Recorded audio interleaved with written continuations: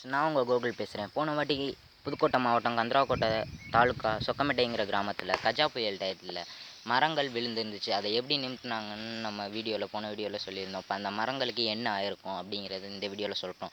கஜா புயல் அடித்து 1 வருஷம் ஆயிடுச்சு ஃப்ரெண்ட்ஸ். வாங்க அந்த வீடியோக்குள்ளே போகலாம். மரங்கள் எப்படி துளுத்துருக்கு, அதை என்னென்ன பண்ணலாம், அது உள்ளே இருக்க என்னென்ன செய்யலாம் அப்படிங்கிறத நம்ம இந்த வீடியோ மூலமாக போய் பார்க்கலாம். வாங்க. இப்போ நான் பக்கத்தில் நின்றுட்டு இருக்க மரம் கஜா புயலில் நிறுத்தின மரம் எப்படி துளுத்துருக்கு பாருங்கள். அதை போன வாட்டி நம்ம ஃபுல்லாக தலை எதுவும் இல்லாமல் ஃபுல்லாக கழிச்சிட்டு நிமித்தினோம் இல்லையா, அந்த மரமானது இது. அந்த மரம் இப்போ துளுத்துருக்கு. நல்லா துளுத்துருந்த இடத்துல முக்கால்வாசி இடத்துலலாம் வெட்டியிருக்காங்க. அலக்குங்கிற இந்த அருவா கத்தியை வச்சு வெட்டி அதை எடுத்து கீழே அடுக்கி வச்சுருக்காங்க. இவ்வளவும் ஒரே மரத்தில் இல்லை, பக்கத்து மரத்தில் உள்ளதை ஒன்று சேர்த்து வச்சுருக்காங்க. இப்போ விரவை வந்தீங்கன்னா நீங்கள் யூஸ் இப்படியே வைக்கக்கூடாது. நீங்கள் தேவைப்பட்டால் விற்றுக்கலாம், இல்லை உங்கள் வீட்டுக்கு யூஸ் பண்ணிக்கலாம். அப்புறம் இந்த இடத்துல என்ன பண்ணலாம், இப்படியே விடுறதா அப்படின்னு நீங்கள் கேட்கலாம்.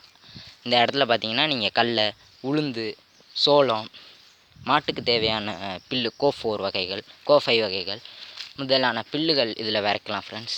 இதில் விதைச்சி நீங்கள் ரொட்டரேட்டர் விட்டு இதில் ரெண்டு தடவை ரொட்டரேட்டர் விட்டு ஓட்டிட்டு ரொம்பவும் ஆழமாக ஓட்டாமல் ரொம்பவும் மேலே ஓட்டாமல் நார்மலாக விட்டு ஓட்டிட்டிங்கன்னா, இதில் விதைச்சி ஓட்டிட்டிங்கன்னா நல்லா செட் ஆகிரும் ஃப்ரெண்ட்ஸ். அதுக்கப்புறம் தண்ணி பாய்ச்சி நீங்கள் அதுக்கு மருந்து தேவையான அந்த கடலைக்கு தேவையான மருந்து அடிச்சிங்கன்னா, மருந்து கடலைக்கு மட்டும் போய் சேராமல் பக்கத்தில் உள்ள மரங்களுக்கும் போய் சேர்கிற மாதிரி உண்டாகும் ஃப்ரெண்ட்ஸ்.